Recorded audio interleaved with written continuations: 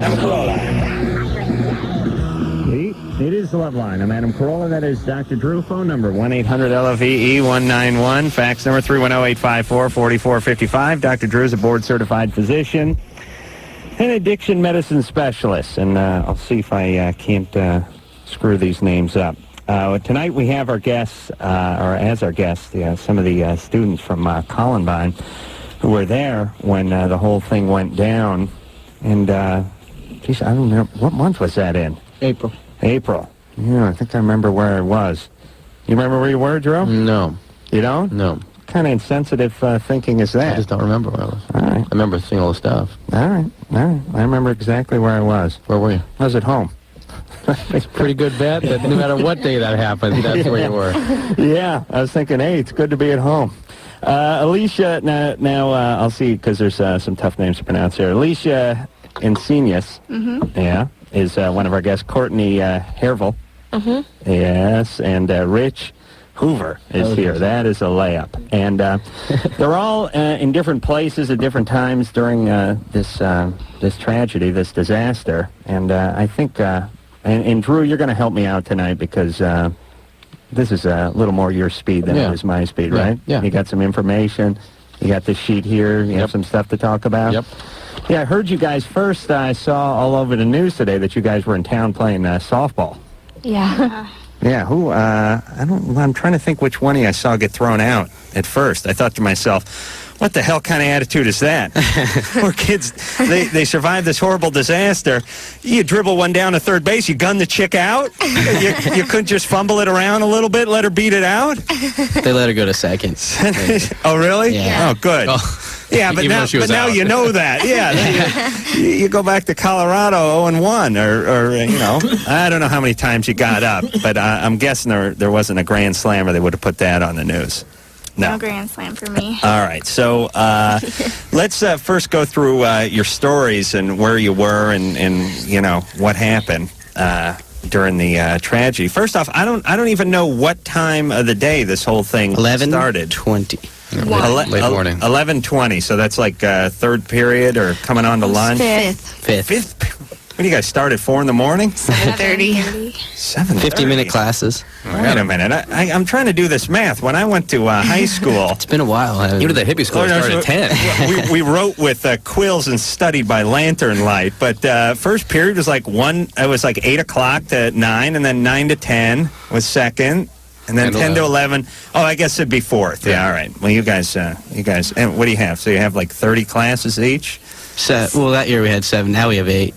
Oh, you have 8? Yeah. You're going the wrong direction. You're supposed to take less as you get. Now, what is everybody now? We're juniors. We're all juniors. So you were all sophomores Last year, when this tragedy happened. It's 11:20, and we'll start with Alicia. Where are you when this happens? I'm down in the Commons. It was first lunch, and we were just sitting down there, and that day I was trying to impress a guy, and had on a cute little skirt, big shoes. Huge shoes. Huge shoes. Yeah. Not and you're in the cafeteria? Yeah. Not running shoes. And you're eating? Yes. Well, I didn't want to eat because I didn't want, like, my stomach to get big. Because, you know.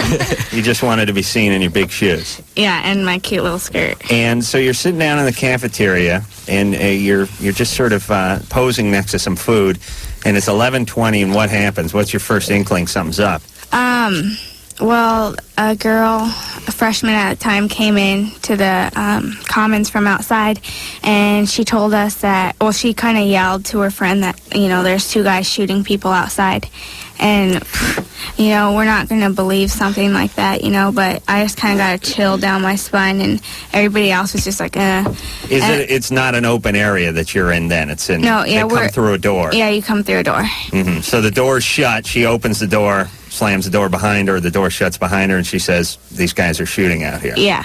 Okay. And, you know, a custodian started telling us to get under the tables, and we didn't know what was going on at this time, and we all got under the tables, and a lot of people thought Kosovo was bombing us. And makes sense, sure. Yeah, so everybody was scared that we were in the war. And we were down there for a while. Everybody's like, stay down, stay down. And Now, are you hearing shots at this point? no, we didn't see anything until we started seeing smoke, like out come on out of the doors. Is there any other exit out of the cafeteria other than the door that she came through? About 5. Is there any thought about going out, the other direction or anything like that? Or people trying to get out? Well, we were told to stay under our tables, and then when we started seeing smoke, it was just kind of a big whoosh, and everybody went up the stairs. So out the back direction, opposite direction of the opposite smoke. direction, up to the upper level. Let me tell you guys something about tables. When you get older, they don't factor into your life at all. As a child, they're fully 3/4 of your life. Get under the table, hide under the table. A lot of getting under tables and stuff in school. You get older, you forget all about the table. No one says, "Hey, get under the table." Yeah. Yeah, there's something. The table is sort of provides some sort of shelter from For high school and below. age 6 to 18, That's and it. then the table's gone. All right, so you're under the table now. You see smoke, so you're going out the back, or you're going up the stairs. Yeah, up the stairs. Where do the stairs lead to? They lead up to the upper level, and it hits the science hall. And a lot of people turned to the left, and for some reason I thought it was too crowded, so I went on the other side of the stairs. How many people are you talking about in About the cafeteria? 500. Oh, really? Yeah. So it's a big place, and there's a Yeah. ton of people, and everyone's going for the same exit at once. Yeah. And so I went towards the right, and Mr. Sanders was with me, and we were running towards the library. I guess he wanted to go because he was going to warn him or something. But a gunman came in, and he started shooting at us. And Now, he came into the hall that you were coming down? he came in through the Upper West Side doors of our school, and he started shooting at us, and that's when Mr. Sanders got shot first. And was it just you and Mr. Sanders, or Yeah. was there a group of you? It was just me and him Just you two alone going down a hall? going down a hall, yeah. And these people came up, were they behind you, or were you facing No, them? we were facing him, and he just turned towards us, and he started shooting. And Mr. Sanders got shot, and I didn't realize how hurt he was until we got out of the place that I was. So And- he was able to keep going at that point? Yeah, but when we turned around, he fell, and I fell, and we all got trampled on, and By whom? by the people still running up the stairs. So it's like you guys, everyone went up the same stairs, everyone went left, you two went right, And you came back. and you came back, And then we when, came the, back. when the gunfire came from that direction. And so you got back, and he was wounded, and you both fell down, and Yeah. people were panicking and trampling. And then what happened? And then I ran into Courtney's classroom, which was the biology classroom, and I guess they didn't really know what was going on, and I was crying and screaming, and we all ran into a little greenhouse room that was next to the science room, and it's pretty close to the library, and we stayed in there for 4 hours. What happened to the teacher? I didn't see him after that. He was left on the stairs? Well, I don't know if he moved somewhere. I guess he was still running around. And then he passed away later, right? Yeah. Oh, boy. Where was he? Do you know where he was shot? The shoulder. And what happened? Did you think he bled to death? Well, he did bleed to death, but he got shot twice. Oh, boy. And when he got shot, it went, I guess, up his neck and out his mouth. You mean the gunman found him again and shot him? Yeah. Oh. He got shot, yeah. Oh. He did a lot to save a lot of kids. Yeah. Oh, boy. So so he was shot once in the shoulder and able to sort of keep moving, but then once he stopped, they caught up to him. Yeah. And what kind of guns were they firing? Were they automatic guns? Shotguns. They had shotguns and automatics. Yeah. Okay, so meanwhile, so everyone's just scattering in all different directions, and these guys are basically focusing on the library, or Yeah. is that That's where just they, kinda is like that where their they meeting. ended up? Yeah, that's pretty much where they ended up.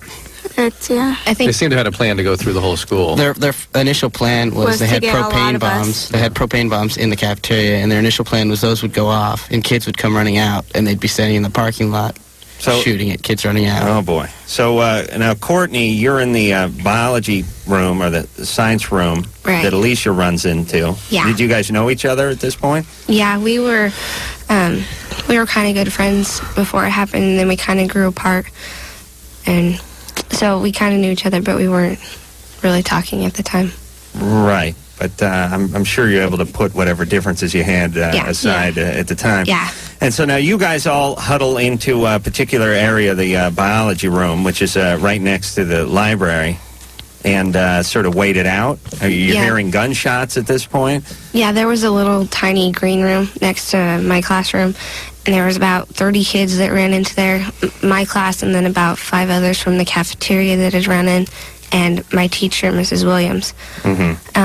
And we stayed on the tile for like 4 hours and just huddled with each other and cried, and we could feel the bombs go off and feel the floor shake. Now, do these doors, excuse me, is there any way of locking like a classroom door from the inside? There was 2 doors that went into this greenhouse. One was that went into our classroom, and my teacher was sitting against that door, and then the other one went out into the main hall, which is, you walk out it and there's the stairs right there, and you turn to the left and there's the library, right?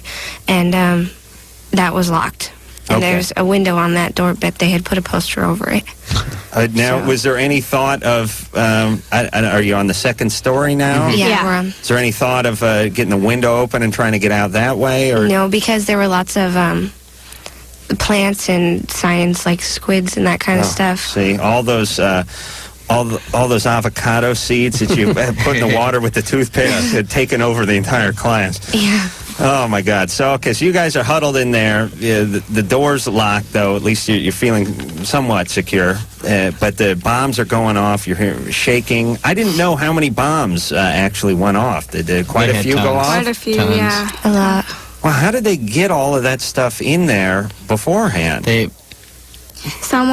We heard that it was after prom, and prom was the Saturday before the Tuesday on the 17th of April. There's a lot of rumors that we've heard that we don't know for sure. We're not sure. Boy. And these are all propane bombs? They had 2, apparently we don't know for sure, but we think that they had 2 propane bombs, one in the kitchen of the school, and then one in the cafeteria And then the rest pipe bombs. Oh, rest pipe bombs. Yeah. Okay. And, so now, Rich, where are you when all this starts up? I'm in the weight room, which is like on the opposite end of the school. Right. And the shooting started at 11:20, and at 11:20 we were in the locker room, getting dressed. Right. And we went from the locker room to the gym. Now, did you hear anything way over there? Not a clue at all. No, we had no clue. So you're just going about your business. Right. And meanwhile, this is all taking place downstairs, and we go into the gym to stretch and take attendance. And then we walked from the gym to the weight room. And meanwhile, this is all going downstairs. And so we went into the weight room and got on our belt because I was doing a workout where you can hurt your back. So I had to put on a belt. And then went over and had enough time to put weight on the bar and then get under it and start working out. Before who came in and told you guys what happened was, when we first got in the weight room, this girl had come in and told our teacher that there were kids down in the cafeteria with guns. And he thought paintball guns or BB guns. Right. And he didn't really say anything to us. We didn't know. We didn't even realize he was gone. And so he went downstairs to check it out and see what was going on. And we couldn't hear any of the kids running or any of the bombs because when we work out, we have loud music. Kids today. We didn't have music. We had one guy who played the tuba. That was all we could get. Jesus. And I don't want to make light of the tragedy, but have you seen the school? It's like an amazing, it looks like a university. Yeah, it's a beautiful school. To me. I mean, my school is just like dump. Yeah. I mean, it's like, just asphalt and a flagpole. They redid. Trailers. They're seriously, a lot of the classes were trailers, like these weird bungalow Raised trailers, Yeah. Yeah. I mean, I saw the news. I was thinking, First thought was, geez, what a tragedy. Second thought was, Jesus Christ, it's a beautiful school. It looks like a new airport or something. So they're pumping music in. The teacher goes. Right. And what happens to him?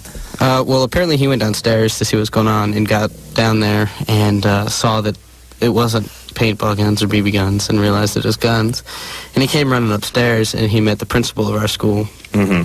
And see, we didn't know any of this. This is a story he told us. Right. So he ran back to, or Mr. D told him, Mr. DeAngelis, our principal, Right. told him that there were gunmen in the school and he wanted him to go, our teacher to go back to the front office and let all the ladies out, make sure they get out of the school all right. So he was on his way down there, and he saw one of the gunmen shooting. And then he realized that we were in the weight room, probably still. Right. So he pulled the fire alarm. Oh, that's smart. Yeah, and he said he had it in his mind. He pulled every single fire alarm regardless, even though the alarm was still going off. Right. So when you heard the fire alarm, We thought it was just a drill. Or and you guys all went out to the something. front of the school or wherever you'd trained to go? The weight room has a back door, Mm-hmm. at least to the out straight outside. And we walked outside. So, I mean, you were pretty lucky to be where you were Oh, yeah. when you were. Yeah, but- Relatively lucky. You could have been in a different country. It's kind of interesting because we heard rumors that they were going after jocks. Right. And where they had to go, apparently they came from Clement Park. They had to walk by the weight room to get down to the cafeteria. Yeah. And if they were going after jocks, they could have taken a sharp left and gotten a room full of 30 jocks. Right. Right, just right there. And you played on the baseball team? Yeah, I played baseball with Columbine. with one of the gunmen, though. Yeah, many years ago. Oh, I was probably 10 or 11. I played with Dylan on the baseball team. What kind of guy was he? Well, when I knew him back then, he was a cool guy. He was our pitcher. He was a big kid. He threw pretty hard. And any clue as to where all this came from? I mean, did he seem introverted or weird or angry or I remember anything? about 5th grade, he kind of started, he was a real shy kid to begin with. And then he kind of just individualized, became his own person, I guess. Didn't really have a lot of friends, kind of shy, didn't talk to very many people.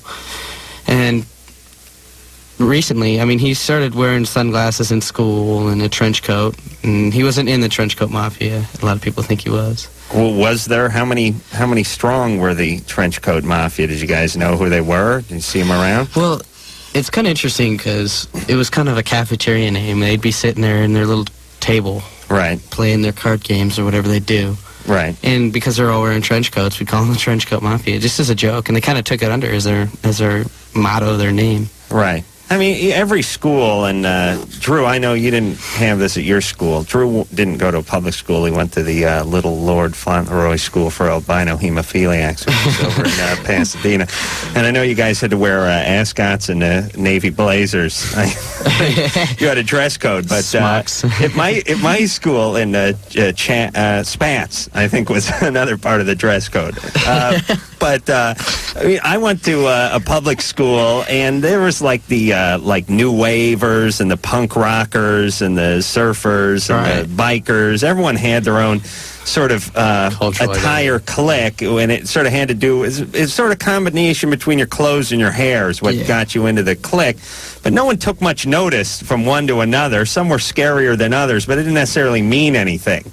You know what I mean? Like, I hear a lot of people saying, well, you saw kids wearing trench coats. Someone should have put a stop to it right then. But anyone who goes to high school where there's no dress code knows that the people that dress alike sort of like the same music and have the same hobbies, and they end up congregating together.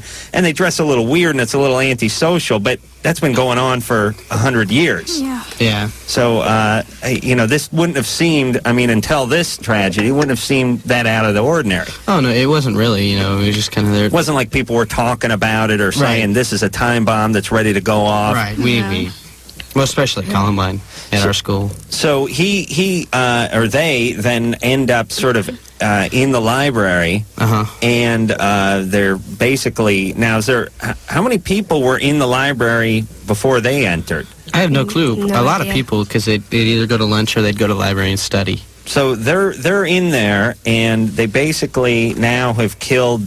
I don't know how Two. many people outside of the They library. killed two. outside. Two people. Before they entered a the student library. and a teacher. And they shot a No, No, two two students. Two students. Yeah. And then the teacher who Did they you were shoot? with. They He was shot. outside the they library shot too, a right? teacher when they entered. Then Mr. Sanders, and then they went into the library. So they killed two students, Shot two teachers. And they shot a couple kids out. They And shot. shot some kids outside. and now they're in the library. Yeah. And now, how long were they in there with everybody? Does See, anyone we know have no exactly? clue. We've heard that they, there's a lot of theories going around that they were in there for a couple minutes, that this only took place for a couple, and then we heard that they were in there for hours. But they didn't kill everyone in the library, Oh, did no. they? No. And see, that's the interesting thing. I've heard stories of a kid who they walked up to and said, "You're cool, leave." They just walked out. They left, But there were people who were in the library who were there for the entirety of the library ordeal. Right. And they would know How long it lasted. Yeah. right? Well, we were in the greenhouse for 4 hours maybe. Right. And I'd say that the shooting lasted an hour and a half, 2 hours at the most. Oh, really? But it really went on that long, huh? Yeah. As far as we've felt So it, you could hear, so you're in there, it's now, 11:30, something like that? Yeah. Sometimes it'd stop and then it'd come back on. Yeah. Right. But I mean- before it was just absolutely silent. We didn't hear anymore. It was about 2 hours. So max. you're in there at 11:30, 10 minutes after this thing started, basically, and you're huddled in the green room, and there's 2 hours while you're huddled in there that you're hearing sporadic gunshots go off. Right. Boy, I see. It seems bizarre that it went on. I mean, you all know. I mean, it's like.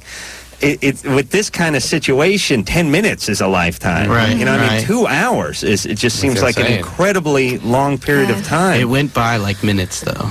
It Really? Went by, For me, it went it by did. really fast when the gunshots were going off and you feel the bombs and stuff. So you're in there, and you're still hearing shots for 2 hours. So now it's 1:30 in the afternoon, and now you stop hearing shots. Yeah, we still hear the fire alarms and everything, Right.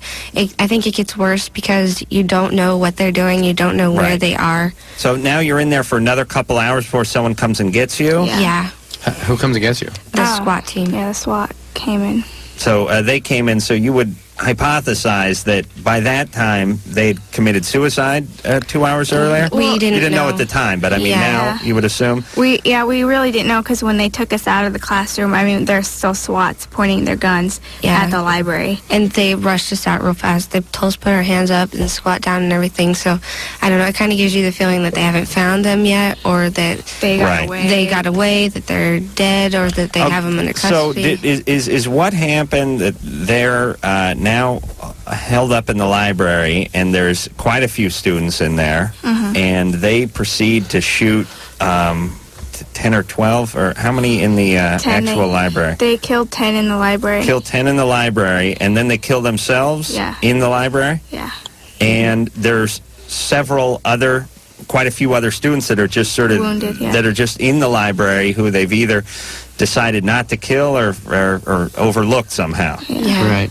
And I imagine that the second, well, I'm guessing, although I don't know, after they killed themselves, did those students then pile out, or do you think they waited?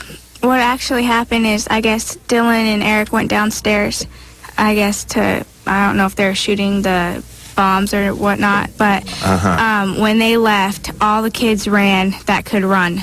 I see. And there was, two or three left in the library that couldn't run. Is that when Pat got out? Yeah, Pat was one of them. Pat Ireland, when that fell out of the window. Oh, right. No, was that the library window? Yeah, that was the that was the library library. window. Oh, I see. So they left, and he jumped out of the window. Yeah. Yeah. And that was a couple hours after the whole thing Yeah. started. She's kind of, I mean, this is why whenever I watch these cop movies and the guy yells, "No time for backup, I'm going in," I always think, what do you mean? I turn on the news, they've surrounded a Safeway supermarket, and it's been 3 days before anyone goes in Yeah. there, and then they send dogs in, and then it turns out that the guy crawled out through the air conditioning duct on Tuesday. But, I mean, shouldn't they be heading on in? I mean, I understand there's danger in everything, but that's why you're on the SWAT team. The situation's Yeah. kind of difficult because And it's such a big school, you don't And you know don't where plan they it for are. the Well, you school. see, I mean, they're training and you don't stuff. want to second guess people, but anyway, that's part of my job is to criticize things I don't know about. Listen, I understand 15 minutes. You guys arrive and there's confusion on the scene or whatever, but 2 hours. It was really 2 hours? I mean, don't you got to head on in after about an hour and 45 minutes? Well, yeah, I think they were already in there because when we were sitting in the green room, we heard conversation between a couple of people. Personally, I thought I heard people saying, "Get down, get down, drop the gun. And is there not a phone in anywhere that anybody can give anyone a heads up with where these A lot of guys kids are or had cell anything? phones. Yeah, there was a lot of cell I phones. forgot about that. There's a lot of cell phones. Well, not with us. You know, it was a lot of pagers were going off. A lot of kids had boy. pagers, but Right. we didn't. We didn't. That's all you need. You're hiding under a desk and your mom's paging you as these guys are going by, Well, honey. we put them on. We put them on the vibe. Vibrate. Yeah, And, I wish Drew would do that once in a while in the studio. All right, well, wait a second. We're running late for break. This is it's tragic, but it's fascinating at the same time. And I have more questions for you guys. So I'll tell you what we'll do. We'll take a little time out and we'll come back. We have some of the students from the Columbine High School, and they're here talking about the experience, and we'll get back to them after this. It is Loveline. I'm Adam Carolla. That is Dr. Drew. Phone number 1-800-LOVE-191. Tonight, if you have calls regarding the subject that we're devoting at least the first hour of the show to, which is the Columbine tragedy, you may want to call in with some of those, because we like to kind of stay on the subject. Rob Zombie's going to be in here tomorrow night. He's a good guy, and it's always good to see him. And Adam Goldberg will be in here. He's a real good actor. He's in Nice guy, too. Saving Private Ryan and a bunch of other cool movies, and you might know him from Friends and a few things like We that. played baseball with him last time. Yes, we did. Where we didn't. Talk about a real tragedy. Me over at the Dodger Celebrity All-Star game, sitting on the pine for 9 innings, and then almost getting into a fist fight with the manager of the team. That's a tragedy. Alicia Encinius is here. Also, Courtney Hervel and Rich Hoover all were students and still are students at Columbine. Correct? I have a question. Why you three? How do you represent the school? Do you represent yourselves? I mean, there are lots of kids we're discussing it tonight that were involved in this thing. Well, Richard met a friend named Stephanie Curtis over the internet, and they got to talking a lot, and got to talking about coming down to California, and it just so happens that Alicia and I had done talking with Richard before in Colorado, and he invited us to come along. Done presentation? We did. Presentation? Yeah, we've spoken. There are lots of kids from Columbine doing this?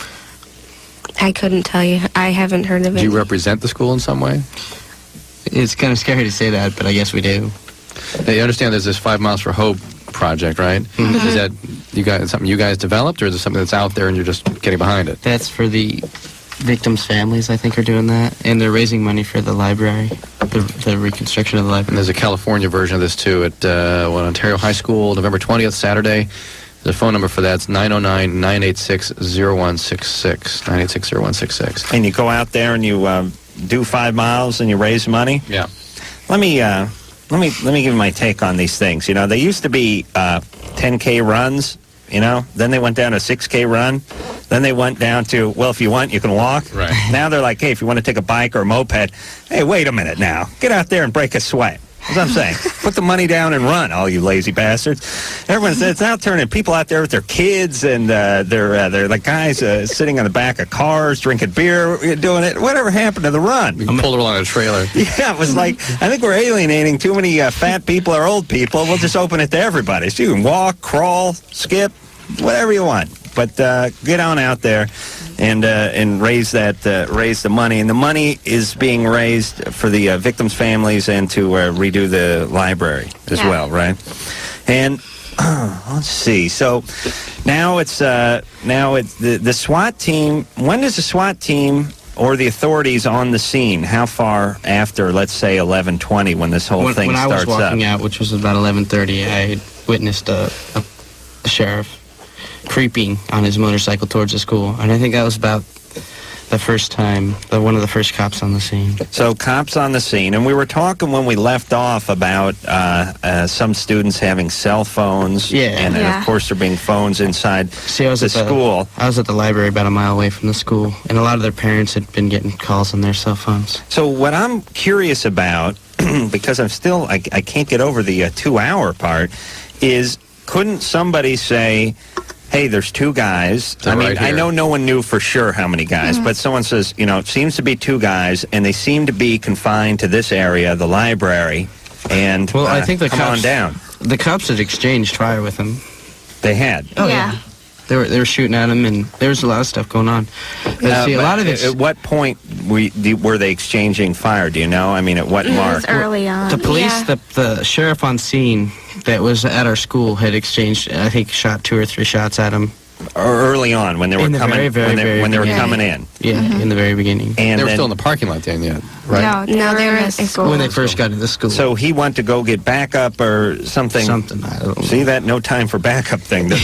That's only in the movie. So he went to go. He didn't stay with them. In other words, he went. And I don't blame the guy. Don't get me wrong. Well, This there's guy's got a only lot one of and they got- firepower. Yeah. Sure. And so he goes off to get backup or radio. So I'm guessing he's on the horn almost immediately, Right. saying, "Hey, bring the SWAT team too." I mean, these guys got when we were automatic when we weapons. had gotten out of the school and walked over to the park, there were police. There were so many cars from the school all the way to the street at a mile. So still, I can't figure out then too. I mean, so they know there's a couple of guys. They're relatively sure, and they can communicate well enough to sort of figure out where these guys are. Why I don't understand why the whole SWAT team isn't just bum rushing the place. It's kind of tough. They didn't know who was who. They didn't know if the gunmen. When they were taking kids out, they didn't know if they were the victims or maybe Right. one of the gunmen. All they had to do was take off their trench coat, Right. and they could be a regular student. Right. And they also didn't know if the gunman had any hostages or anything. You don't want to like bust in on somebody. Well, on one of them. And if they're there though, sort of clearly. Not because they have any demands, but just because they're there to kill indiscriminately. It seems like, hey, you better just go in and see if you can, cut the losses in a way. I mean, I understand if they want something, they're negotiating, something like that, then you got to talk to them. But if it seems like they're just in there sort of executing people, well, anyway. And I wonder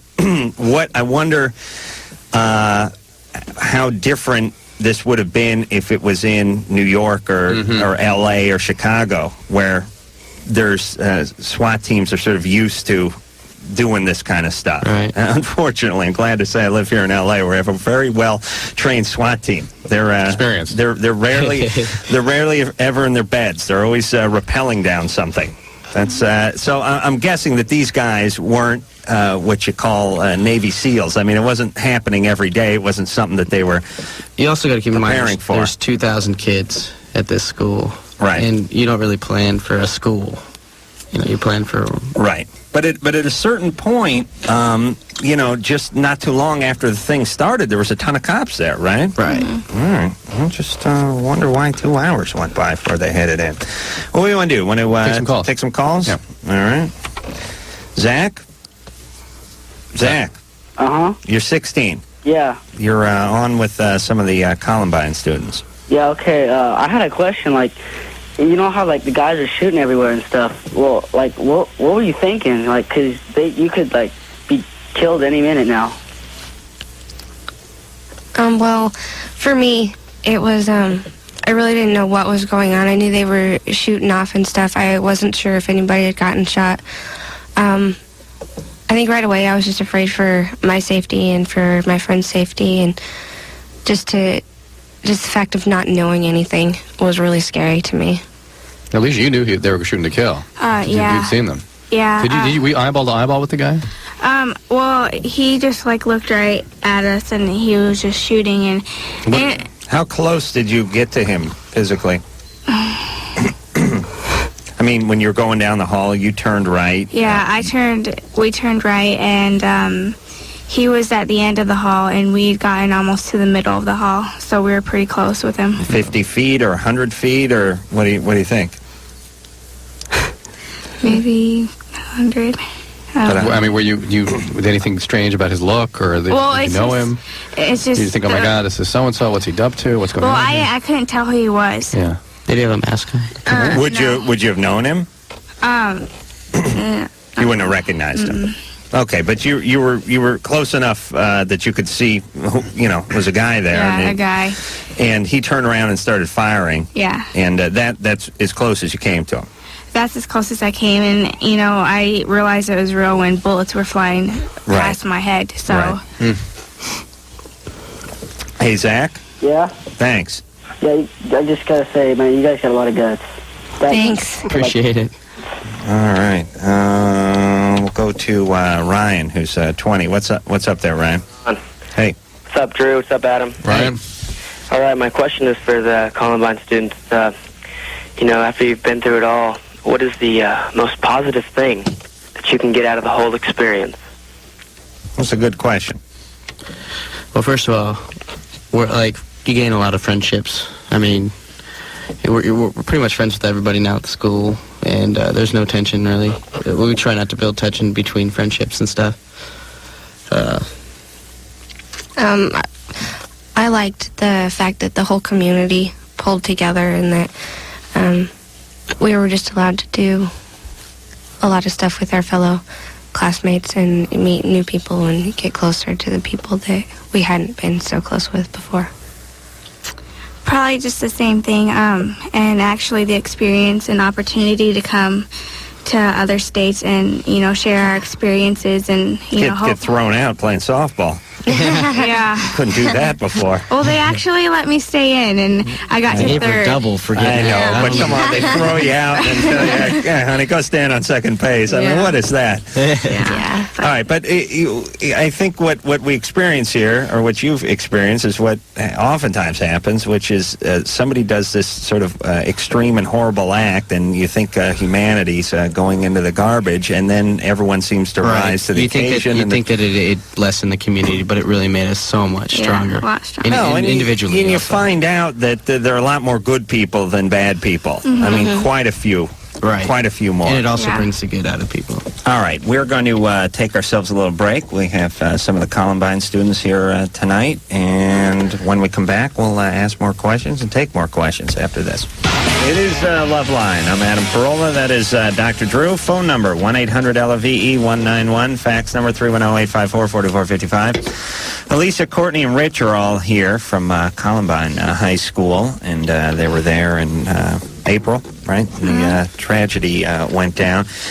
And they're just sharing with us their experiences firsthand, and man. Alicia's actually starting to have a reaction, which you'd expect to talk about traumatic experiences. Did any of you have a post-traumatic stress reaction? I think we all have PTSD. Say dream, can't sleep, moods are off, can't concentrate. And so now, Wait a minute, I got that. I know, you got everything DD, SDDD. I got the same thing. But has that really settled down now, and just sort of talking about these things? Well, the 6 month kind of brought it up for a lot of us again. Yeah. 6-month anniversary? Yeah. And Is this okay, you going out and talking about it? You guys have people... It kind of helps more because it kind of makes us feel like we're doing something about it. Making meaning out of it. Right. Do you guys have any treatment? Do they offer you this in the community there? Yeah, we have mental health. We all have psychologists. Yeah. Do you all see somebody? Yeah, we're all seeing someone. Once a week? Medication, yeah. Yeah. it'd be an interesting experiment. I bet these Columbine kids end up doing better. Because they got treatment.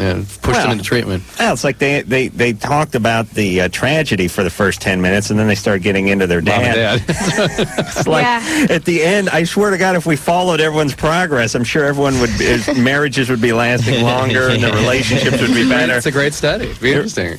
Wouldn't be bad. And how long... I'll do it if I get paid. Do they want to provide this? I mean, as long as you need it, or is it for the first year or 6 months? Or I think we have a $5,000 limit each student. Where is that being funded by? Actually, through my therapist, she's going through Victims Advocate. Yeah, we're going to Victims Advocate. So I'm clueless. I think as Do you long have a therapist? I do. I don't know what they do. I don't know. I let my mom handle it. Is it an elective thing? Is everyone required to go? No. It's all strict. Some people want to go. there's only a certain amount of therapists that work with Victims Advocate, and they just have like a little number. And every 12 visits, I think it is, they send in what the Victims Advocate will pay them back for their services. You go in and you meet with them and you sit down for an hour. Is Yeah. that how it works? Yeah. I'm paying $90 for that. You understand? Yeah. $90. It's expensive. It's No expensive. No. 9 years. Well, off and on. I passed that 5,000 limit a long time ago. Well, look at him. I'm a mess. Should have seen him before. Oh, please. Don't embarrass me in front of the youngins. Hey, we gave out a number earlier for the Ontario Walk for Hope. There's the Hope Columbine Denver Foundation at 455 Sherman Street, Denver, Colorado 80203.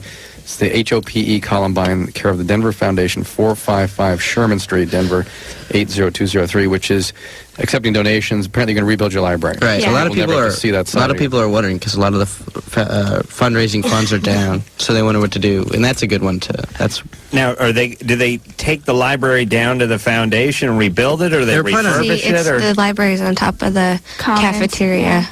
I see. so they're thinking about taking out the floor and making it like a big window looking at the mountains. A big atrium. Yeah. Yeah. And mountains. What's that? Oh, we got mountains. You guys Rocket Mountains. Mountains? You have Rocket mountains. Oh my God.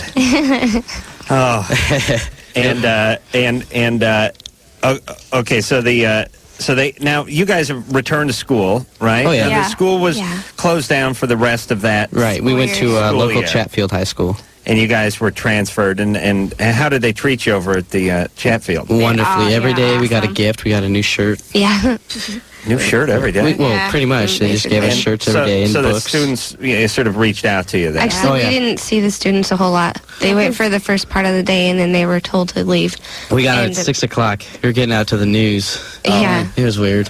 Yeah, we'd go from like 12 to 6. because they broke it off into Yeah. shifts. Yeah. Would they bring your teachers over? Oh, yeah. Yeah. So it's your faculty or everything? Yeah, Yeah. it was interesting. Yeah, wow. Did you guys steal their mascot or anything good? I mean, No. were they? It's funny because they're Were they our rival? rivals. Yeah. Oh, Yeah. our true rivals. Interesting. Big Yeah, like in a rivals. football games and all that. Oh, stuff, yeah. right? How we And we beat them always pretty good beat 'em, this year. Well, that's a fine. How do you do? See what happens when you extend your hand? Oh, put a whooping on you. Hey, let's take one Loveline call before the break. All righty. So these guys grapple with the usual material here. Jason, Yeah. what's up? Hey, what's going on? Adam, you're a god. Oh, thanks. Um, You guys recognize me as a god, you and your fellow. yeah. Right? Good. Just want the word to get out. appreciate Drew's brilliance to counteract. Oh, it's all To right. counter his godliness. Yeah. Go ahead. Well, let's see where I start.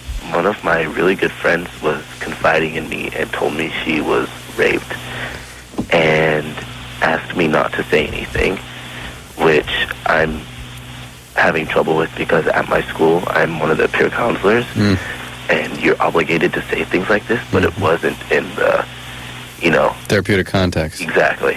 Interesting. Yeah. Who did this to her, do you know? Wouldn't tell me. Wouldn't tell you, but did you get the impression it was, does she have a boyfriend? No. So this was just something, Party. pardon me? At a party? At a party. Is she someone you've known to have been victimized in the past? No, never. How long ago did this happen?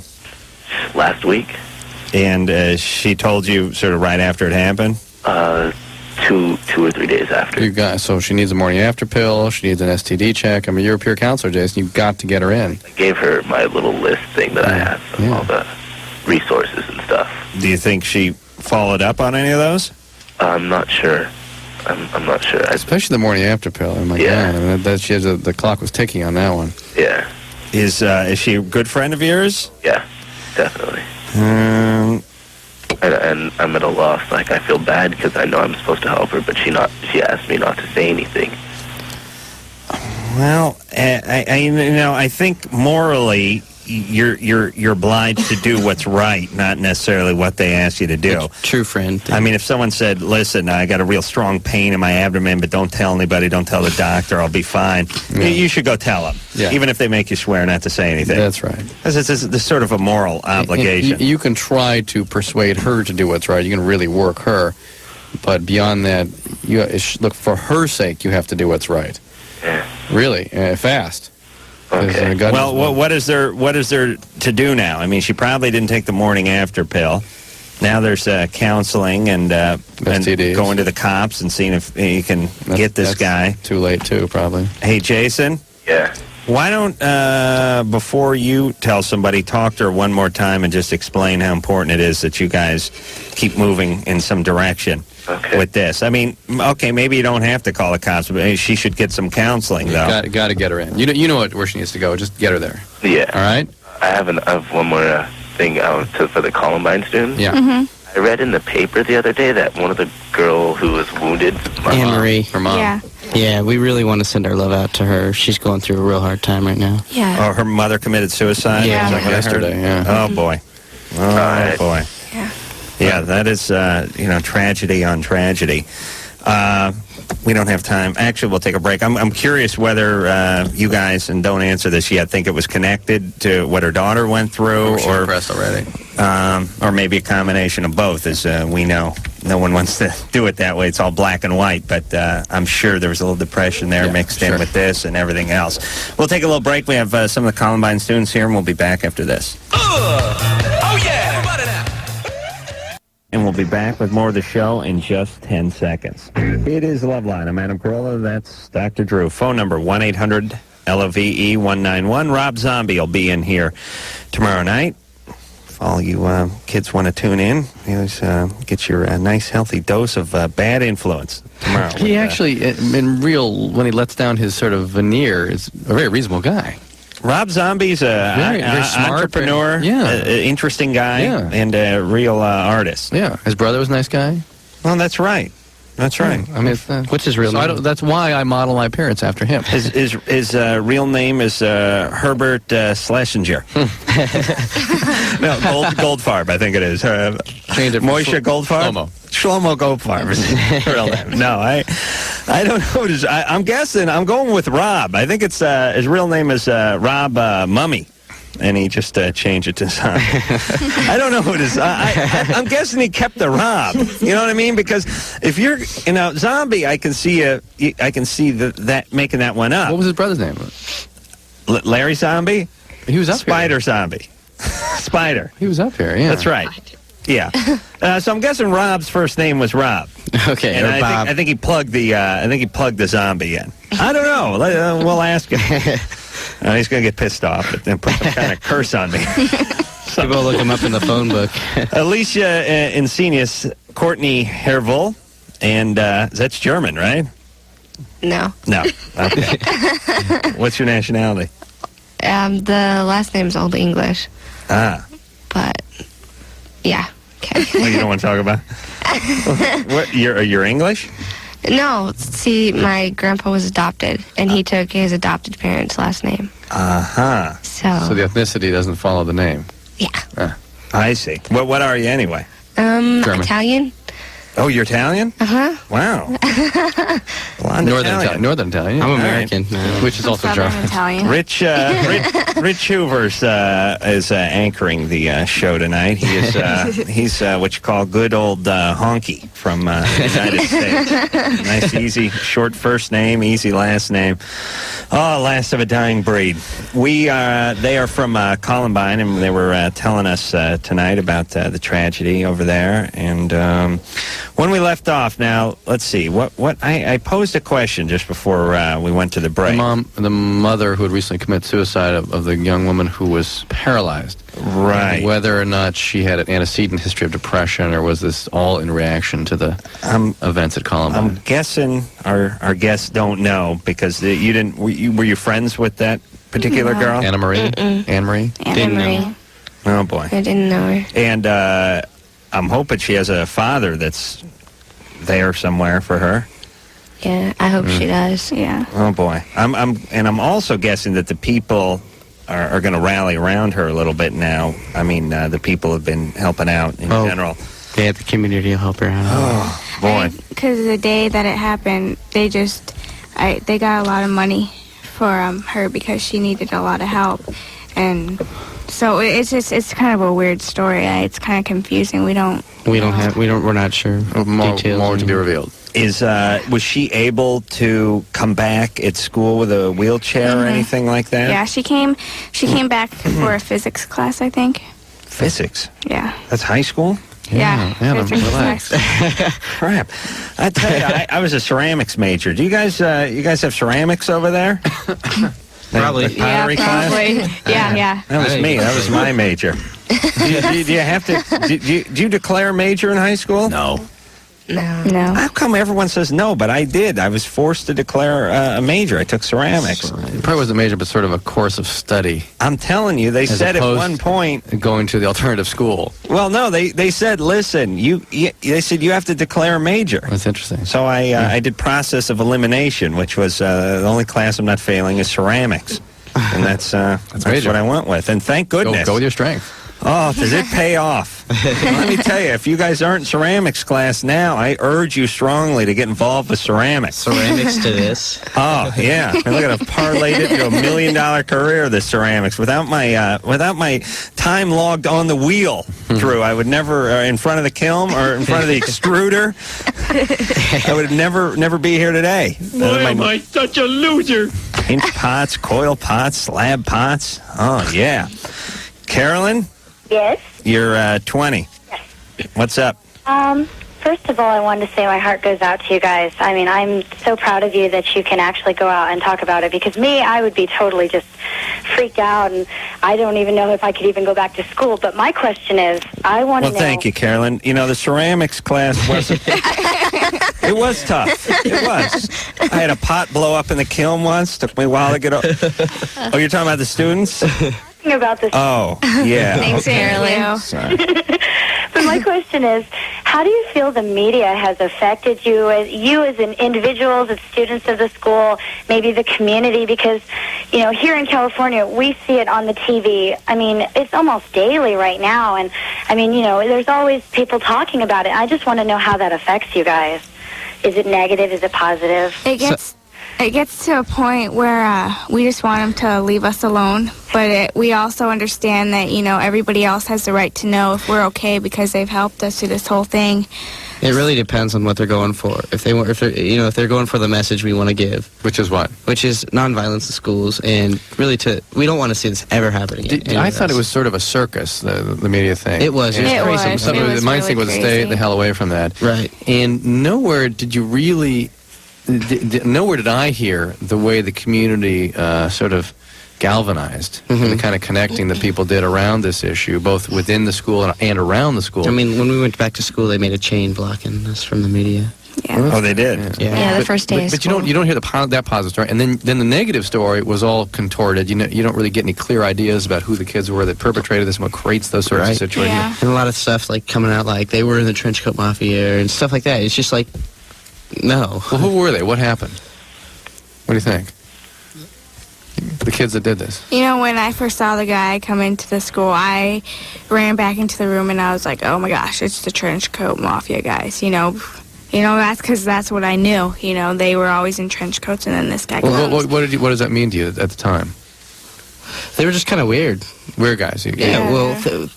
We looked at them as weird. Just because they were always, their own little group. Were they being constantly harassed or ostracized? Pretty, kind of, in a sense. I mean... I never saw it. They'd, like at lunch, there'd be a bunch of jocks or football players or something sitting at a table, and one of them would walk by, and they'd wear eyeliner stuff on their eyes. And But with Eric and Dylan, it's kind of different because, yeah. I remember I'd always used to talk to Dylan. I'd always talk about Roger Clemens. That was his favorite player. And I remember Eric would always have this little attitude. He'd always yell at me in German. Oh, really? Yeah, well, they were big with German. I mean, they did it on April 20th because of that. That was Hitler's birthday. Yeah.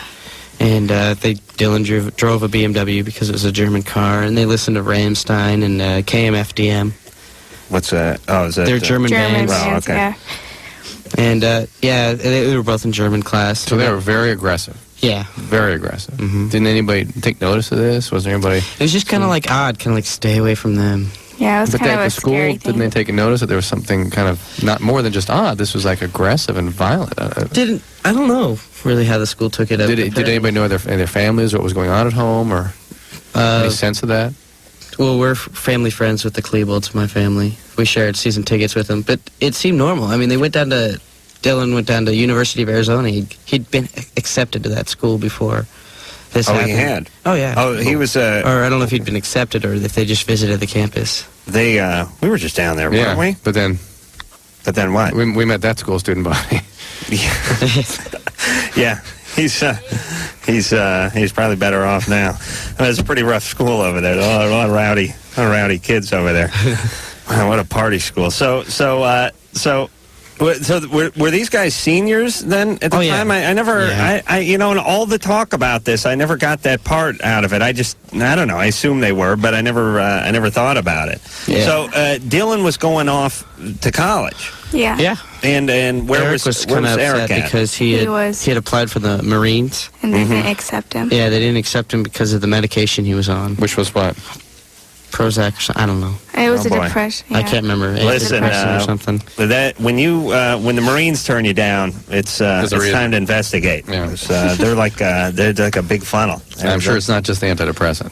Yeah. Oh boy. See, he was real upset because he really wanted to. He used to wear. He wanted to be like his dad. He used to. Dad was a Marine. Yeah. He used to wear camouflage pants to school and stuff. Interesting. Right. These guys, do you see them harming animals or anything like that? I didn't personally. Did anybody hear about that?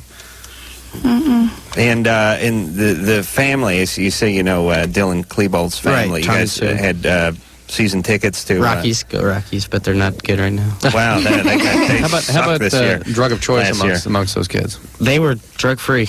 You sure? Pretty sure. Well, what do you do? A urine test? They weren't really into that. I don't know about. It's just such a speed story. The speed does that to people. So see, they weren't known as big.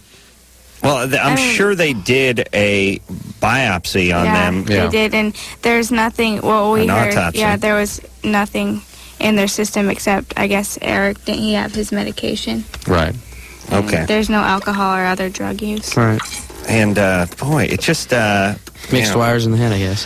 Huh? I guess we assume there's something. Mom and Dad seem like they should have intervened at some point. After Tom and Sue had no clue. Well, but that part of your job, I think, as a parent, is to have clues. Yeah. I know you can say, well, my kid was dressing in camouflage and he was speaking German and he was goose-stepping around and he was on the internet and he was making bombs and he was, stockpiling munitions. But we never thought anything of it. But, well, I didn't know isn't really a great answer. They're not, I'm not calling them criminals, but I'm saying part of your job, and I think the part of the message here for parents is to check it out.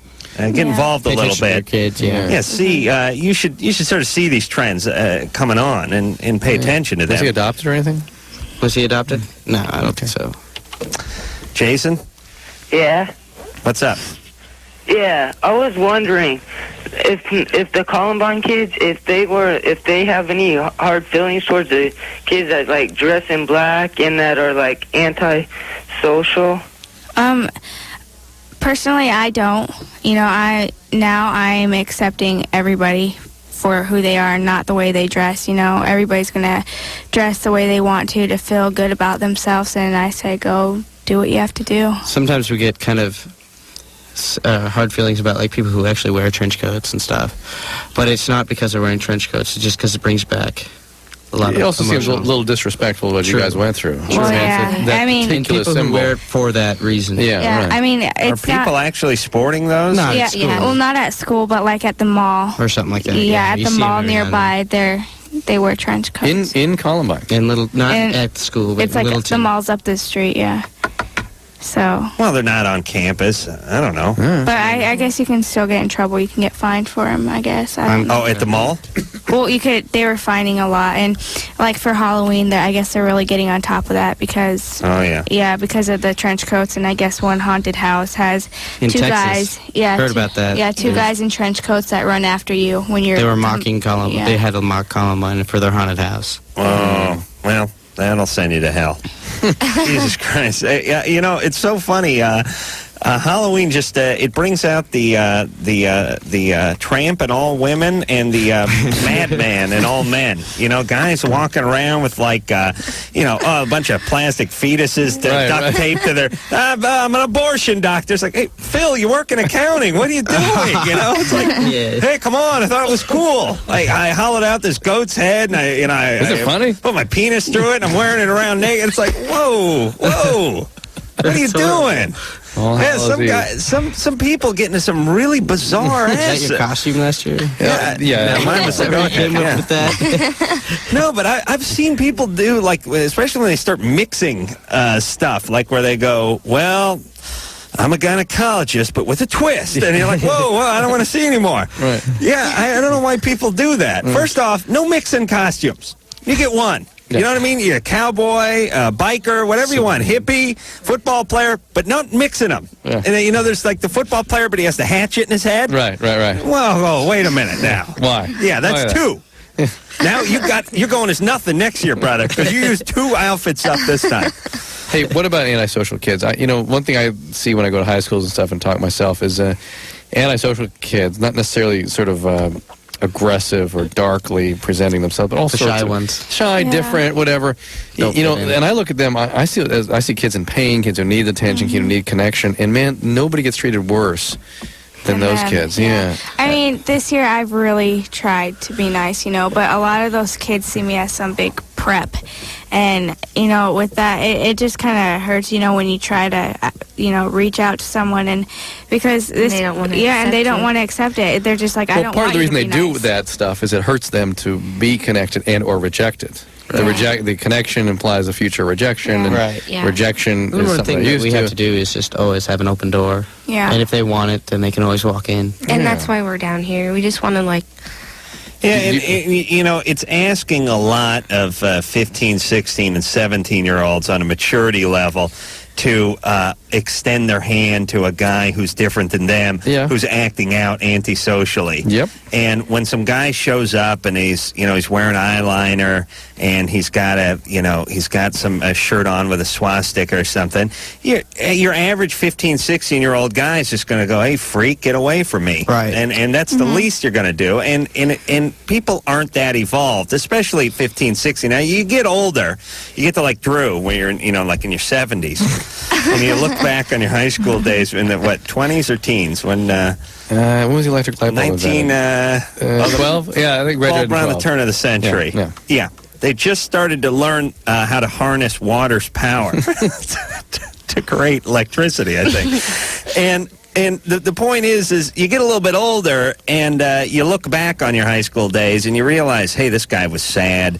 Hey, this guy was, maybe crying out for some help. Hey, maybe this guy was getting, molested by his dad or beaten by his uncle or whatever. You realize that later, but it's hard to be real big and real mature when you're 15, 16 years old, and it's too much to ask. I mean, you show up with eyeliner on and you start goose-stepping around, and people are going to give you a thumping. And that's the way it's always been, and I think that's the way it's always going to be. There are shows like this, there are experiences like these kids have, and maybe we can move that up the scale a little bit. Yeah. I'd like them to stop wearing the eyeliner and doing the goose stepping, though. I think part of it's you could nip it in the bud. It's a spiral in either direction. Yes, back down or up into trouble. Yeah, we've learned that people that sort of the people you can't figure out why they're doing something or dressing some way or really participating in something that's really antisocial, they need your confrontation. They crave in a bizarre way that attack because that's what they're used to. Yeah. So they sort of get what they evoke it in people. What they expect. But you can turn it around potentially. So. Well, what are you supposed to do? Really? And I also think that there's going to be lots of kids like that. I mean, you're not going to be able to change all of them at the same time, but if you change one, it's enough. The first school that we talked to, which is Coons Miller Middle School, we sat and ate lunch with them, and there was a little girl that nobody was sitting with, all by herself, and one of the popular guys came up to her and asked if she wanted to sit with them. So she went over and sat with them. And I'm thinking, if we touch that kid and he's one of the popular ones, then he can get his friends into it, and then they'll start being nice to everybody else. So I wish you guys were around when I was in high school. So somebody was sitting some chicks that sit next to me. I see. Yeah. All right. Tracy. Hi. You're 24. Hi. I was wondering. I recently moved, to an estate, and I've been working at this doctor's office. And in the lab, there's a guy that kind of asked to show me around and stuff. And now I'm starting to kind of like him. And I was just wondering what you thought about if I should kind of... How many employees in this office? Huh? How many employees are in this office? Not a whole lot. About 13.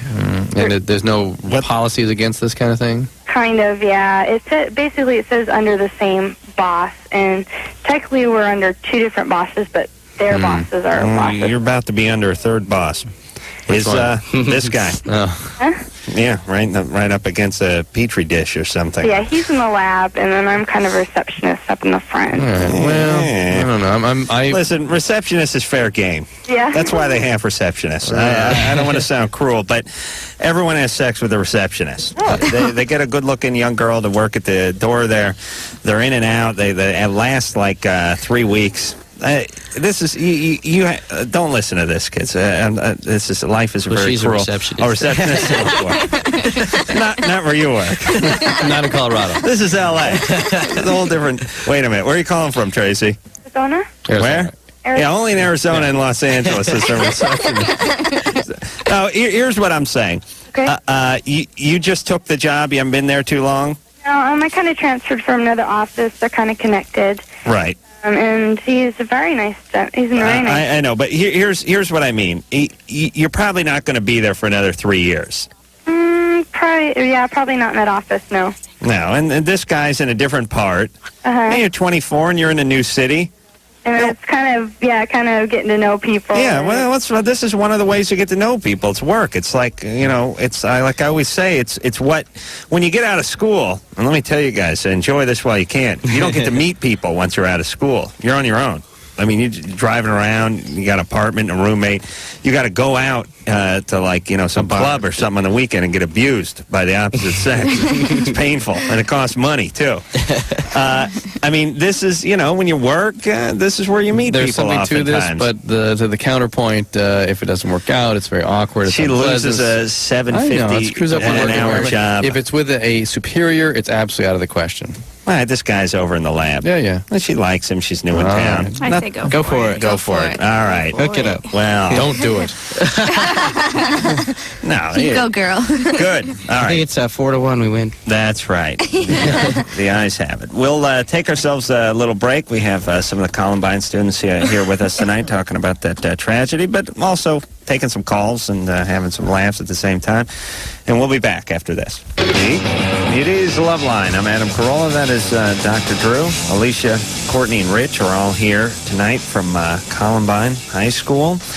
And we're just talking about the tragedy. I guess it's 6 months. Wait, where the hell? What month? Yeah. Is it just 6 months? 6 months and 4 days. 6 months, 4 days. Thank you. It's a little spooky that you know. See ya. How many hours? How many hours? Okay. You factored in the 1 hour time difference? Thanks. Dr. Drew's over there, and we're going to go back to the phones, and we'll take some Loveline stuff and some Columbine stuff tonight. Gene? Hi. You're 16. What's up? I live in Berkeley, California, the most liberal place in the world, basically. And I wear a trench coat, and I listen to Rammstein, and I have another number... excuse me. I'm having a hard time talking tonight. It's all right. Just listening, and I flicked on the radio, and there's these students talking about Columbine. And I was very much affected by it because some friends and I, we all wear black trench coats, and we play a lot of the games that Eric and Dylan did. You know, like Dungeons and Dragons, Vampire the Masquerade, Magic the Gathering. Right. And I just heard one of the girls on the girl, Alicia, I don't know. Two girls here. Saying that she didn't like people wearing black trench coats because it was disrespectful. Yeah. And it's we were mostly wearing around black the trench area. coats before. No, it's don't get me wrong, it's just around the area like of the school. I mean, it's Yeah, she can watch a Western or something. It's just it's just, when it's like right there next to the school, it's just kind of Disrespectful in a sense. We're not saying like don't. wear trench coats. don't make nice with Gene. Gene, no, it's like the girl was shot at by a guy. I don't care if he was wearing bell bottoms. She doesn't want to see people with bell bottoms. So whatever the guy was wearing, you know what I'm saying? And you completely. I do not agree with anything that any of the shooters did. They were neo-Nazis. They were terrible people, and they actually stole from the goth culture. I don't consider myself a goth, but I wear a trench coat, and they wanted to go into the army. They were conservative. They were extremely scary. They were like the American Nationalist Party or the KKK. They were we can never agree with anything that they were doing. Yeah, I'm not sure they were very politically evolved, though. Yes, I am. No, they weren't, though. They were just sort of No, I agree. Reacting. Politically involved too, but yes. And by the way, Drew, you're brilliant. He's all right. Listen, went to school, listen, right? for a guy who's got a lot of college, he's not much smarter than I am. You're really not. Hey, Gene, let me tell you, let me give you a tip. Here's my take on fashion in phases. You grow out of them, then you're screwed. And meanwhile, you're not getting laid because you're playing this Dungeons and Dragons. You know what I'm saying? Put away those horses and the kings and whatever, the knights and all that other nonsense and go get yourself a woman. You're terrible, Adam. But it's true. Now, come on. I haven't played D&D in a long time. Good. It's Vampire the Masquerade. That's fine. Don't bring that up, though. Not when you're out with a woman. I understand. There's not a chick alive who plays this stuff, and she's under 300 pounds. Adam, I guarantee you. You're taking this far too seriously. All right, I'm just saying, Gene. I was into stuff that I'm not into anymore either. I'm just saying, it'll be a passing phase. I think I'm much more aware than many of my peers. I understand exactly what you're saying. You're an intelligent guy. There's no doubt about it. All right, thank you very much. All right, Gene. Thanks. Take care of Thanks. yourself. Bye. What was the other one? They got the D&D and the what's the other one? Cam. Oh, did he? KMFDM? No, the other game you play. Oh, they played Doom Doom. for the computer, and he actually made on his computer, some computer whiz guy. Half of the school. Yeah, he made a scenario of Doom with the school. How does Doom work? I don't know, you're walking around with a gun, You shooting walk around things. with a gun shooting, like, monsters, I guess. I see. It's pretty popular. Wow. Yeah, I gotta learn how to work the computer. There's this new game one of my buddies told me about. It's called Pong. It's like tennis, except for it's with an electronic little paddle. You seen that there, It was Drew? like 1985.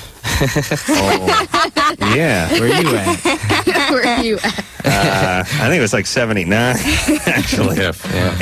I wasn't alive then. Hey, just for fun, what year were you all born? This is going to be good. 82? 83. 83. 83. Reagan was president. Yeah. Oh, remember well. Started at Loveline. Drew, no, you didn't. Did you start in 83? Yeah. Oh, you son of a bitch. And nothing happened until I got here. You realize that? You languished for 12, 13 years, and I came along. Thank you for rescuing me from my the gravy quagmire. train. Please. I want you to think about that every night before you go to bed. Tony, and I'll put you right back where I found you, too. I'll break you. Tony, you're 24. Oh, he's sleeping. Oh, this is good. Wake Tony's up. been on hold for 84 minutes. That's good. Was that him breathing? That's him. Yeah. Tony. Oh, hey. Wake up. Anderson, you got to get away from that microphone, brother. It is a killer. Yeah, I'll put him on hold. Oh, jeez, Anderson kills me when he talks into that thing. Listen, just stay away from the mic. You know what's interesting about when people accuse you or defend themselves against accusations? They never work this one. I've been yelling at Anderson to stop yelling into his mic. It's ironic that I yell at him to stop yelling, but he's been blowing my eardrums out. As a matter of fact, I'm thinking of suing Westwood One now because I've lost 80% of my hearing. No, it's good. That's fine. That's fine. Because then I can hear you, too. Yeah, that's beautiful, Anderson. See, I think that's better because then you don't have Adam reacting to something that nobody else has heard. Right. People. All right, then I'm on air from now on. All right, schizo all of a sudden. But I like when you go, "Oh Christ, no!" What? And they go, "Hey, I didn't yell." And you go, "Well, why'd I react to it then? I just bring it up." Remember the time I went and got Chinese food and picked up the wrong order? Yes. You guys are gonna love this. I go down and pick up some Thai food. I don't know if they have that in Colorado. Probably. Yes. I like Hunan Dynasty. Yeah. Oh, really? Oh, yeah, it's great. Kids, we didn't have Thai food when I was Cashew growing shrimp's up. mine. We had nothing. We had corn dogs. That was all we ate. Corn dogs, breakfast, lunch, and dinner, and tap water. We had to drink right out of the hose. Drew had to pump a leaky bucket full of well water. Churn just butter. to make it back into the house. And bury fish out in the backyard into our maze. That's right. His house only had 3 walls. Walked 6 miles to school in the snow. No shoes. He wrote on a shovel. The charcoal. The charcoal. Piece of wood from the fire. Anyway. Back to the Thai store. Okay, so I go and I get this Thai food, right? And I go home and I pick up the Thai food and I go back and you know when you order, man, it's like foreplay. You know, I mean, it's exciting. You get that 20 minutes. You're thinking about it. I run down. My girlfriend's at the house. I go down, get the Thai food, come back up to the house, start ripping it open. It's nothing. that I ordered, which is that was another 6 months of therapy right there. That's tragic when you're dying and you start ripping it open. And not only is it not the stuff you wanted, but it seems to be some bizarre stuff that's not even on the menu, and you wouldn't even consider ordering. Yeah, the guy ordered beef salad was one of the things. A bunch of lettuce with some shredded beef on top. It's like, what is this?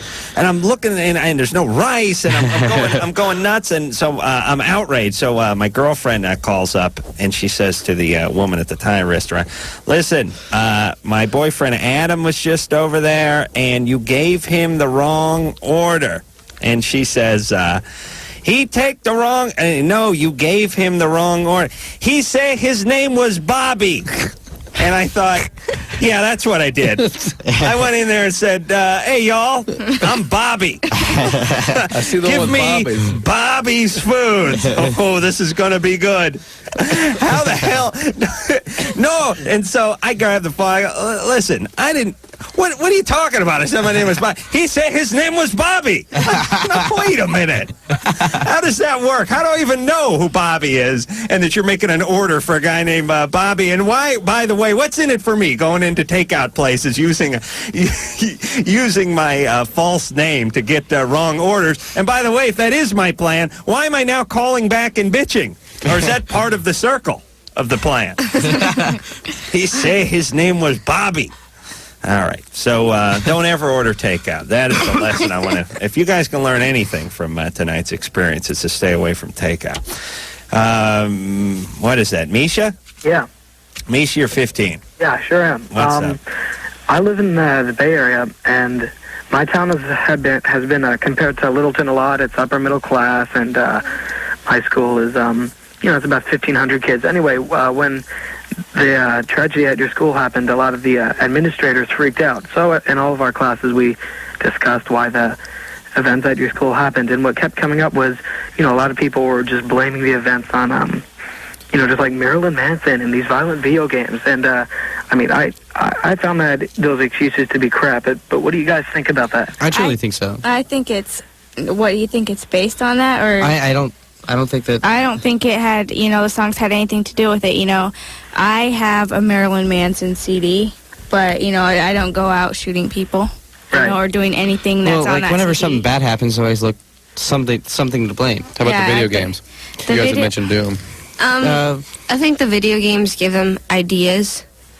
But, it doesn't really, Helps them develop their violent I've been playing video games for years. But wouldn't you guys also agree that certain types of people and certain personalities, aggressive people, unstable people, like our society, are attracted to a certain type of music, a certain type of dress, a certain type of video game, a certain negative aspect of life. So it's not, to me, my take on it is, it's not that Marilyn Manson turned them into this or that the video game turned them into it, but that you are, when you're an aggressive person, are attracted to that kind of stuff. Now, the fact that it's out there, I don't think makes you do it. I think you're attracted to that. It also might make you further desensitized. It may not help to do these things. Yes, it may not help, but maybe if someone sat you down and played like musicals for you, like Pippin or something. Then you'd shoot yourself. You'd shoot yourself eventually, but the innocent people would be saved. No, it might mellow you out a little bit, but what I'm saying is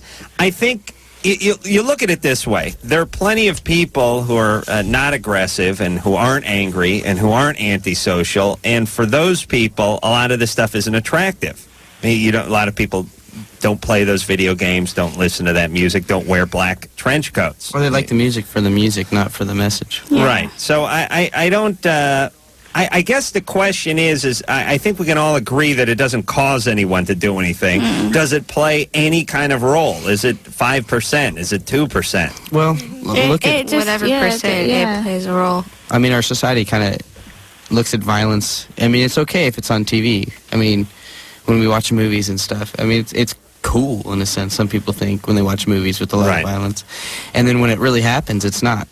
Right. Hey, Misha. Yeah. I guess that. We tried to answer your question. All right. Oh, and one more thing. Can you guys have you guys watched violent movies or anything since? Do you have trouble watching? It's very difficult. I personally can't deal with a lot of shooting in movies. But or even video games. Or video games. Any pops or anything, really gets to me. So fireworks were tough at 4th of July. Yeah, the hard thing for me is not just seeing it, but it's hearing it. Yeah. Since all we did was hear it. Yeah. Oh, right. Yeah, in a sense, that's interesting. Yeah. I guess whatever sense experience was that your experience was Right. is what's going to have the most effect on you. All right. Well, the good news is most of those movies suck anyway, so you're sort of forced to actually embrace art a little more. I mean, you miss a few Right. Jean-Claude Van Damme things, and where he pairs up with Dennis Rodman. In the big picture, is probably better. You know what I did last night? I watched Smoking the Bandit. That's good. There wasn't any shooting going on in that movie. I suggest you watch Smoking the Bandit. Yeah. I drove 170 miles an hour to the studio and had moonshine in Burt Reynolds my car. in his heyday. I swear, Drew, you got to watch that. But it was that movie that caused us to react to Heather Graham the way we did too, when she announced that she was going to be in a movie with Burt Reynolds and Marky Mark. Yeah. Remember that? Yeah, Heather Graham. You guys know who Heather Graham is? Yeah. Good-looking actress. She was on the show like 3 years ago. And was it about 3 years ago? 2.5 years ago, yeah.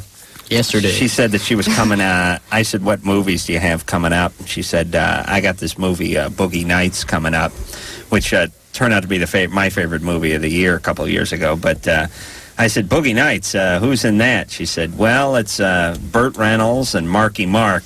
Now, this is 3 years ago, mind you. So Burt Reynolds is sort of Smoking the Bandit. Well, no, he did like Cop and a Half or something. It was a great movie with Rodney Allen Rippey's younger brother or something. And then and Marky Mark is pretty much Marky Mark. He's not Marky Mark, the successful actor. Right. This is, like I said, about 3.5 years ago. And so anyway, she's in this movie with Marky Mark and Burt Reynolds, and she plays Roller Girl. And I just said, honey, listen to me. I got to talk to your agent because this ain't going anywhere. This is going straight to video. This is a huge mistake. It turns out to be a huge movie. I think it was nominated for Best Picture. Made her career, that's it. And I enjoyed it. But I got to see her naked in it, so all was forgiven. But I think she's pissed at me. And that she hasn't been on since, has she? Yeah. No. No, but I mean, I don't know if she's pissed at you about that. Do you think that's what did it? Well, I don't think it left her with a good taste in her Oh, mouth. that's interesting. Making fun of her movie. I don't remember it. She was sort of an incidental here that night, if you remember it. All right. Well, let's not Kiss my digress ass, too Adam. much. Right. That is Fiona Apple? Yes. Okay. We will take ourselves a little break, and when we come back, we'll wrap up and wrap down with the Columbine kids. All right, we're back here on Loveline. Alicia, Courtney, and Rich are all here, students who were there at Columbine when the tragedy happened in April, and they're still at Columbine. And Drew? Got some numbers for you. People want to help out. There's 5 Miles for Hope at the California Cares for Columbine, which will be at Ontario High School on November 20th, Saturday. For information, email cc4c, so it's cc4c@starmail.com. Also, if you want to contribute in Denver and Colorado, it's the HOPE Columbine, care of the Denver Foundation, 455 Sherman Street, Denver, 80203. And if anybody needs any more information, look at loveline at earthlink.net. Donate. And these guys will be on drdrew.com on Wednesday if you want to interact with them further. It'll be at 7:30 Pacific Time, 10:30 Eastern Time. Oh, really? Yeah. Wow. Drew is getting everybody. Let's make a star out of you guys yet. Troy? Yes. You're 25. What's up? My question is what role does gun control play, like, into their feelings about what's happened in their school?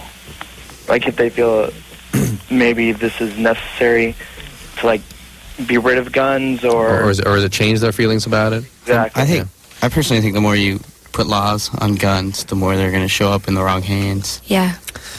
So interesting. So it hasn't got you to go another direction. Well, with you this. know, like, you don't need a machine gun to go hunting.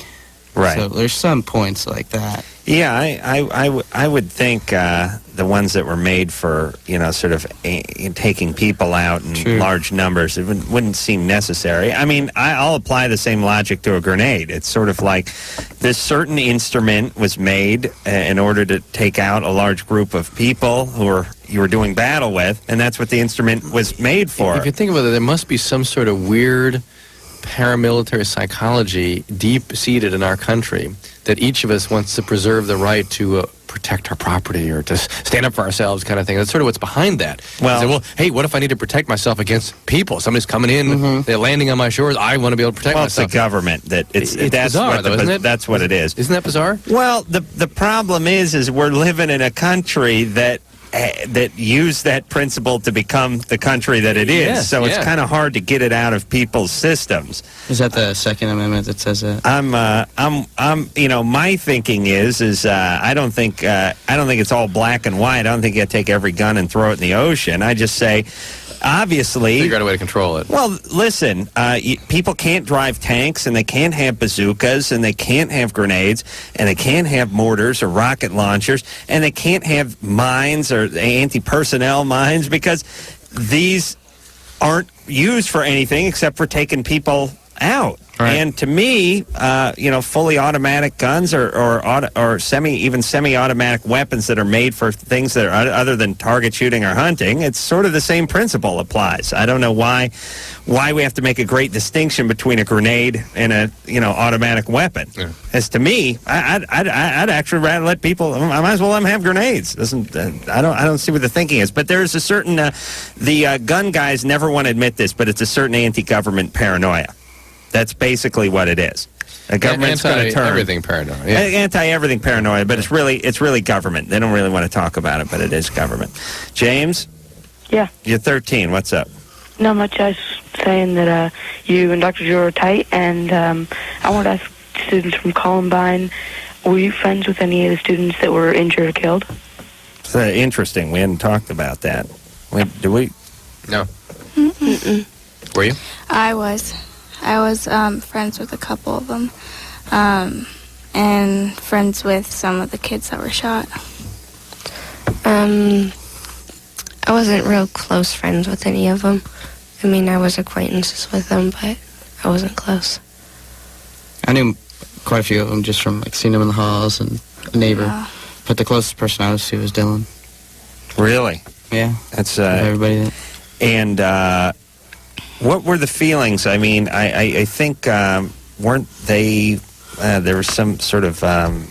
What was the story behind them? There's a little controversy involving being buried at the same place or same time or something, or being counted amongst the victims, or there's something I remember hearing about that. 15 crosses. Yeah, I think put up 15 crosses at the memorial. Right. And a couple of the parents were upset, and they decided to take those crosses down. And then that happened with the trees at a church. Yeah. 15 they trees put up 15 were put trees. up. During the service, some of the parents cut down the trees. Two of the trees, To represent, yeah. So there's a lot of controversy with that. I'm all right with that. And listen, I never want to tell anyone how to feel about their kid being killed. You know what I mean? Like all these people that are, for instance, they're anti-capital punishment. I'm not going to tell some father whose daughter gets raped and killed by some guy, hey, spare him. You should do this, or you should feel that. I'd be the same way, I think. And I don't know. How do you guys feel about having those two represented in the same group as the people they victimized? I don't know how the victims' families are feeling, so I'm just like... Well, how do you feel? I feel, I don't know. It's I don't know. Just... Me, I'm having a hard time forgiving still. Yeah. So I don't want him up there. Good. I think that's fine. I think we're kind of in this thing with this country where we have to just sort of tolerate everything. And listen, that's just, you can't pass judgment on anybody, and that's just what they do, and we should all forgive everything.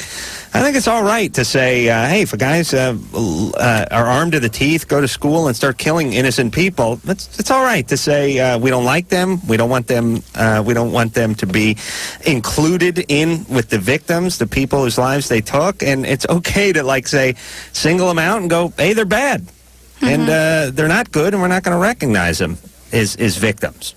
I think that's fine. I think that's healthy, and I think that's a part of the process too. Do you agree, Courtney? I don't know right now. I can't forgive him either, but I don't know. It's a hard subject. Okay. Well, just say you don't like them. Make Adam happy anyway. Yeah. Cut the tree. And if you change your mind later, they'll put the tree back up. All right. We'll take our final break. All right. Guys, why don't you give your shout-out to that officer? To our favorite officer in Ontario, Chris Cardoza. And Gary too. Gary. Yeah, but he's not as cute as Chris. We can't say anything. They're married. I know what you We can thank them for letting us drive around in their cars. Yeah. All right. Yeah, God bless them. Let you run around and yell at people. Yeah. Sorry, Ontario. We're just having fun. All right. You guys, thanks for coming in. We do appreciate it. It was a good... Thanks for having us. You guys did a great job. Yeah, and it was interesting kind of doing a theme, and it made it easier. I didn't have to be funny. I feel well rested and ready to do another show. Tomorrow, Rob Zombie. That's right. That's where I'm going to earn my money. So, until next time, this is Adam Carolla for Dr. Drew saying mahalo. This has been Loveline. The views expressed on Loveline are not necessarily those of the staff, the management, or the sponsors of this radio.